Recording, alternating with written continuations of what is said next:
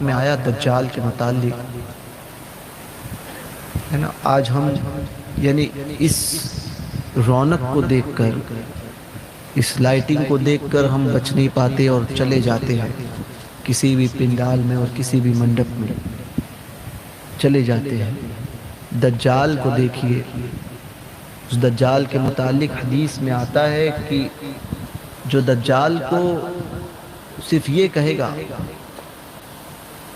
بعض لوگ وہ ہوں گے جو دجال کو دیکھنے جائیں گے اور یہ کہیں گے کہ نہیں، ہمارا ایمان اتنا کمزور تھوڑی ہے کہ جو اس کو دیکھ کر بگڑ جائیں گے،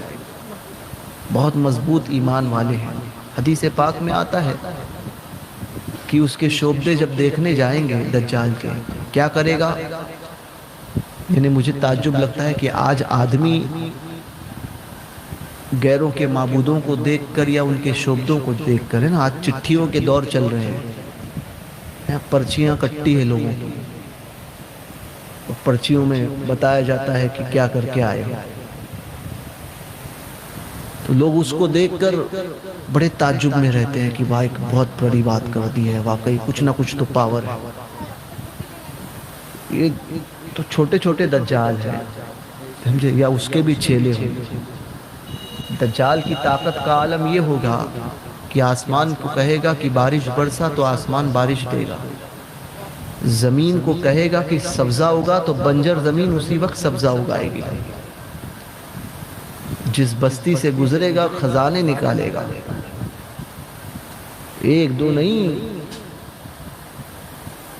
بظاہر مردوں کو زندہ کرے گا، کئی چیزیں کرے گا۔ تو شعبدے کو دیکھنے کے لیے لوگ جائیں گے۔ حدیث پاک میں آتے ہیں جب پتا چلے کہ دجال آیا ہے تو اس کو دیکھنے مت جاؤ، گھروں میں رہنا۔ فرماتے ہیں کچھ لوگ ہوں گے جو کہیں گے کہ بڑے مضبوط دل والے ہیں، ہم ایمان والے ہیں، مگر جب اس کو دیکھنے جائیں گے تو اس کے ہاتھ پر اپنے ایمان کا سودا کر دیں گے۔ تو اس کو آج کے دور سے دیکھ لیں کہ آج آدمی چند باتوں کو دیکھ کر اپنے ایمان کو نہیں بچا پا رہا ہے نا۔ میں نے کل بھی کہا تھا کہ خربوزہ خربوزے کو دیکھ کر رنگ بدلتا ہے۔ بد مذہب کی صحبت میں 4 دن رہنے سے 5ویں دن وہ بھی خود ویسا ہی پلپلا ہوتا ہے۔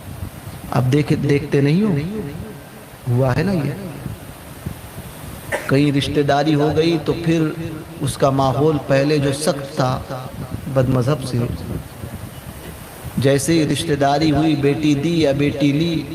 تو پھر 4 دن بعد اس کا حال یہ ہوتا ہے کہ پھر وہ کہتا ہے نہیں، وہ بھی اپنی جگہ پر ٹھیک ہے، ہمیں کیا کرنا ہے۔ پہلے ٹھیک ہے کہتا ہے، ہمیں کیا کرنا ہے کہتا ہے، پھر آہستہ آہستہ آہستہ آہستہ اسی کی بولی بھول کر اسی جیسا ہو جاتا ہے۔ تو ایک بد مذہب کی صحبت سے ہم اور آپ نہیں بچ سکتے، اس کے فریب میں آ جاتے ہیں تو پھر تو دجال ہوگا۔ ایک روایت میں ہے کہ حضرت آدم سے لے کر صبح قیامت تک کے جتنے انسان ہوئے اور اس درمیان جتنے فتنے ہوئے، اس سے بڑا فتنہ اور کوئی نہیں جو فتنہ دجال ہوگا۔ اس درمیان اس وقفے میں جتنے فتنے ہوئے ہیں، دجال سے بڑھ کر فتنہ کوئی نہیں ہوگا۔ اور ایک روایت میں حدیث پاک کا مفہوم جس کو شارحین حدیث نے جس کی تشریح فرمائی، وہ فرماتے ہیں کہ دجال کو دیکھ کر سب سے زیادہ اس کے قریب کون ہوں گے، یا جو اس کے فریب میں آنے والے کون لوگ ہوں گے، تو حدیث میں آتا ہے کہ وہ لوگ جو یہود و نصارہ کی مشابہت کرتے تھے، یعنی ان کے جیسا لباس، ان کے جیسے بالوں کو کاٹنا، داڑھی منڈانا، ان کے جیسے کھانا پینا، ان کے جیسا رہنا، ان کے جیسا پہننا، یہ ساری چیزیں جو یہود و نصارہ کی پیروی کرے گا، حدیث میں آتا ہے کہ وہ دجال کے فریب میں سب سے جلدی آئے گا، وہ اپنے ایمان کو گوائے گا۔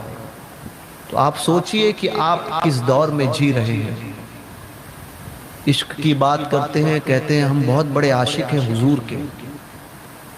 اور جہاں عشق کی بات آتی ہے، حضور کی محبت کی بات آتی ہے، ہم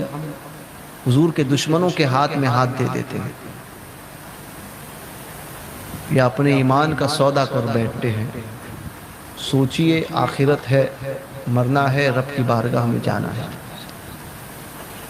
4 دن کی زندگی ہے۔ اب حالات کیسے ہیں آپ سب کو پتہ ہے۔ حالات کا رونا رونا چھوڑیے، ایک کام ہم کر سکتے ہیں اپنے رب کو راضی کرنے کا، جو ہمارے اختیار میں ہے، اس اعتبار سے کہ اپنی عبادت کرتے جاؤ، اس امید کے ساتھ میں کہ رب راضی ہوگا۔ تو اپنے جو اختیار میں ہے وہ کام کرو، جو اختیار میں ہے ہی نہیں، کس کی حکومت آئے گی، کس کی حکومت جائے گی، کب کیا ہونے والا ہے، ہمارے تبصرے کرنے سے کوئی چیز بدلے گی نہیں، جو ہونا ہے وہ ہو کے رہے گا۔ تو تبصرہ کرنا چھوڑو اور اپنے کو جو ہمیں حکم دیا گیا ہے،